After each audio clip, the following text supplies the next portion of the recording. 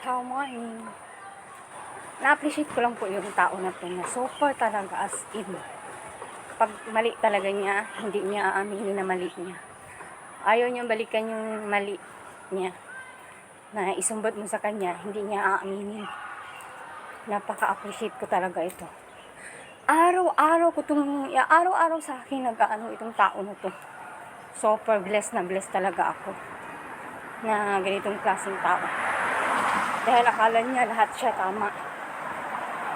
Gumagawa siya ng paraan na maging stress ako araw-araw. Pag nagme-mensahe ako sa kanya, tanungin mo siya kung anong pagkain niya. Hindi kanya re-replyan. Nag-message ako sa group chat.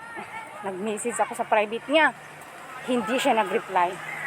Tapos ngayon, sinabihan kong inay niya na mag-message ka sa anak mo kasi hindi siya nag-reply sa akin. Tanungin ko siya kung anong tanghalian niya.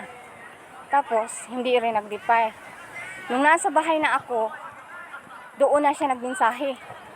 Pero hindi ako maniwala kung ano kung ginagawa mo sa buhay. Talagang nakikita mo yung mensahe ko, natanungin kita kung anong tanghalian mo. Hindi po siya nagme-message. Diyan na siya nagme-message na nasa bahay na ako. Tawag siya ng tawag. Pumunta siya sa kusina.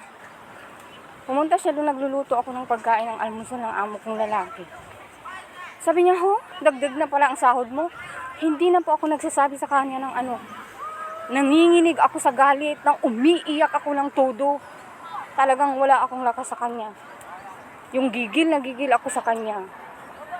Grabe talaga tong tao na to. Hindi ko alam. Akala siguro niya perfecto siya na tao. Akala niya tama siya lahat.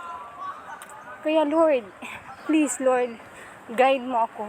Kasi yung amo kong babae at lalaki mabait. Siya lang talaga. Araw-araw ko talaga niyang inaano niyan. Tapos ngayong umaga, sasabi na naman siya. Hindi ko na daw siya tanungin. Tuwing bumababa daw siya pag nagkakape siya. Tatanungin ko daw siya. Hindi na daw ako magme-message sa kanya. Hintayin ko siya kung bababa. Kung anong oras ako lalabas. Ganon. Napakalupit talaga itong tao na to, guys. Nagtatanong ako palagi sa sarili ko. Grabe talaga, super. Hindi mo talaga maano yung ugali niya. Grabe. Kaya sabi ko, God, tulungan mo ako araw-araw na bigyan mo ako ng lakas. Kasi pag nakikita ko siya, gigil na gigil talaga ako sa kanya. Hindi ko talaga alam. Super. Grabe.